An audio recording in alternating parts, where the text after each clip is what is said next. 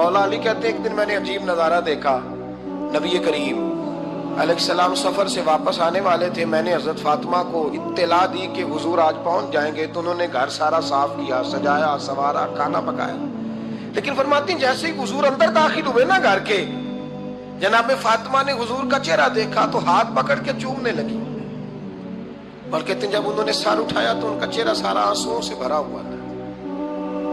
رسول کریم نے بیٹی کے سر پہ ہاتھ رکھا، بٹھا لیا، فرمایا فاطمہ بیٹے رونے والی تو بات کوئی نہیں تھی، کیوں رو پڑی ہو؟ تو عرض کرنے لگی محبوبہ میں بچپن سے دیکھ رہی ہوں، محنت کرتے، جد و جہد کرتے، مشقت کرتے،